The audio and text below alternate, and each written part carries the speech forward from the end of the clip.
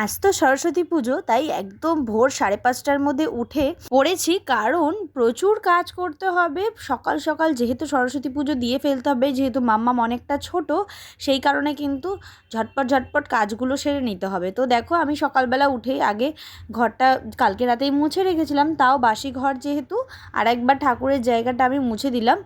এরপরে আমি কিন্তু চলে যাব ছাদে। কালকে কিছু বাসন ধুয়ে রেখেছিলাম, যেগুলো আজকে জাস্ট জল দিয়ে ধুয়ে নিয়ে আসবো। বাইরেটা কি অন্ধকার দেখেছো, আর কাকও ডাকছিল। তো এই দেখো, বাসনগুলো কালকেই আমি পরিষ্কার করে মেজে রেখেছি, আজকে জাস্ট এগুলোকে একটুখানি জল বুলিয়ে ধুয়ে নেব। আর তোমরা তো কালকের ভিডিওতে আমাকে দেখেইছো যে আমি ঠাকুর কিনতে এবং দশকর্মা বাজার করতে বেরিয়েছিলাম, সেই ভিডিও তোমাদের সাথে আমি শেয়ার করেছি। আর জানো তো, বিয়ের পরে এই বাড়িতে আমার এটা 3 নম্বর পুজো। আর এই দেখো, এখানে কিন্তু মাটির গোল করে রেখেছি যাতে তীরকাঠিগুলো বসাতে সুবিধা হয়। আর এখানে দেখো, আমি হলুদ বেটে নিচ্ছিলাম। আমরা তো জানি যে বসন্ত পঞ্চমীর দিন আমরা সবাই গায়ে হলুদ মেখে স্নান করব, মানে সরস্বতী পুজোর দিন সকালবেলা। তো যাই হোক, দেখো এখানে কিন্তু আলোও ফুটে গেছে আমার কাজ করতে করতে।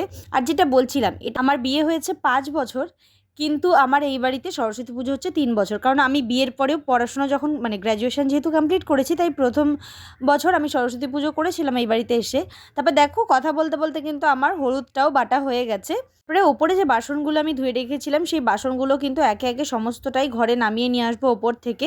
তারপরে পালা হচ্ছে মাম্মামকে ওঠানোর পালা। উফ, সে যে কি কিছুতেই উঠতে চায় না এই মেয়ে ঘুমের থেকে। স্বাভাবিক বাচ্চা মানুষ এত ভোরবেলা, তখন বাজে 6:30, কী করে উঠবে, তাই না?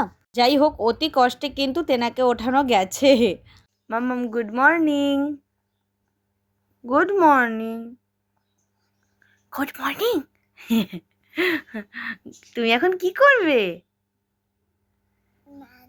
স্নান কি দিয়ে? হলুদ দিয়ে। এই আজকে কি হবে আমাদের বাড়ি? পুজো। তারপরে দেখো, মাম্মাম ওঠার পর এখানে আমি ও যা যা পড়বে সেই সমস্ত কিছু রেডি করে রেখেছিলাম, সব কিছু হাতের কাছে থাকে আর ঝটপট ঝটপট করে ওকে পরিয়ে দিতে পারি, কারণ টাইমটা অনেকটাই শর্ট আছে এই কারণে। তারপরে দেখো, এখানে কিন্তু মাম্মামকে আমি স্নান করিয়ে রেডি করিয়ে দিয়েছি। কেমন লাগছে আমার এই ছোট্ট মা সরস্বতীকে, তোমরা কিন্তু কমেন্ট করে জানিও, তোমাদের কমেন্টের অপেক্ষায় থাকবো। তারপরে দেখো, আমিও কিন্তু স্নান করে চলে এসেছি পুজোর জোগাড় করতে। এখানে সমস্ত কিছু গুছিয়ে তারপরে তোমাদের সাথেই সব কিছু শেয়ার করব। তারপরে দেখো, সবার ফার্স্টে কিন্তু আমি এখানে পুষ্পপত্রটা রেডি করে নিয়েছিলাম। তারপরে কি কি করছি তোমরা তো দেখতেই পাচ্ছ। তো তোমাদেরকে যেটা বলছিলাম, দেখো এত কথার মাঝখানে তো ইন্ট্রো দিতেই ভুলে গেছি। তো হ্যালো এভরিওয়ান, আমি পূজা। আমার আবারও একটা নতুন ভিডিওতে তোমাদেরকে অনেক ওয়েলকাম। তো যেটা বলতে বলতে থেমে গেলাম। তো সেকেন্ড ইয়ার কিন্তু মাম্মাম আমার কাছে চলে আসে, আমার কাজ করলে তখনও আসেনি, বাট জানতে পারি যে মাম্মাম আসছে। তো সেই কারণে সেকেন্ড ইয়ার পুজোটা দিইনি। তো থার্ড ইয়ার যখন 3 বছরের মাথায় যখন মাম্মাম হলো, তখন ভাবলাম এখন পুজো দেব, থাক মাম্মাম যখন হাতে করিয়ে দেবে সেই বছর ফার্স্ট পুজো দেব। তো সেই নিয়ে মাম্মামের এটা সেকেন্ড পুজো। তো দেখো, কথা বলতে বলতে এখানে কিন্তু আমার অলমোস্ট সমস্ত কিছুই রেডি। এবার শুধু পুরোহিত আসার পালা আর পুজোয় বসার পালা। এই করতে করতে কিন্তু আমার প্রায় বেলা 8টা বেজে গেছিলো সমস্ত কিছু গুছোতে, মাম্মামকে দেখা, নিজে স্নান করা, তো সমস্ত কিছু করতে। তারপরে তো আমার ঠাকুর ঘরটা যেহেতু ওপরে, আর পুজো যেহেতু আমি আমার বেডরুমে করছি, তাই ওপর নিচ করতেও একটু সময় লেগে যাচ্ছিলো।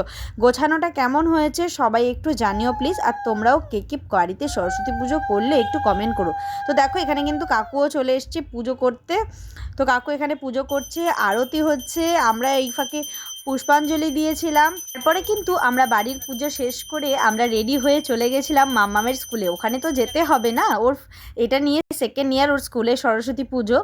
তো দেখো, মাম্মামকে কিন্তু শাড়ি পরিয়ে রেডি করে দিয়েছি। এখানে আমার বরমশাই ওকে কোলে করে নিয়ে যাচ্ছে, কারণ বেচারা তো শাড়ি পরে হাঁটতে পারবে না। না, এ দেখো ওদের স্কুলের সামনেটা কি সুন্দর সাজিয়েছে। এই যে মাম্মাম স্কুলে এন্ট্রি করছে, স্কুলেও কিন্তু গিয়ে দেখি স্কুলে পুজো হচ্ছে। যাই হোক, সেখানে বসে আমরা কিছুক্ষণ পুজো দেখলাম। দেখার পর তো ফটো সেশন চলছে, সবার সাথে গল্প, মাম্মাম ওর ফ্রেন্ডদের সাথে খেলা করছে, এই সমস্ত কিছুই চলছিল। এই দেখো, এটা হচ্ছে মাম্মামের বেস্ট ফ্রেন্ড। তারপরে এখানে মাম্মামদের স্কুল থেকে ওদের জন্য লাঞ্চের ব্যবস্থা করেছিল, সেটা পার্সেল করে দিয়েছিল। তো সেটা নিয়ে আমরা চলে এসেছিলাম বাড়িতে। তো দেখো কি দেওয়া আছে, মাম্মামের স্কুল নেম হচ্ছে কিডজি। তো এখানে কি আছে সেটাই তোমাদের সাথে একটু দেখাই। এখানে আছে পোলাও, এই ফয়েল পেপারটায় হচ্ছে আলুর দম, পনির, আর এখানে একটা ভেজিটেবল চপ আছে। তো দেখো আজকের ভিডিওটা এইটুকুই, আবারও দেখা হবে নতুন একটা ভিডিওর সাথে।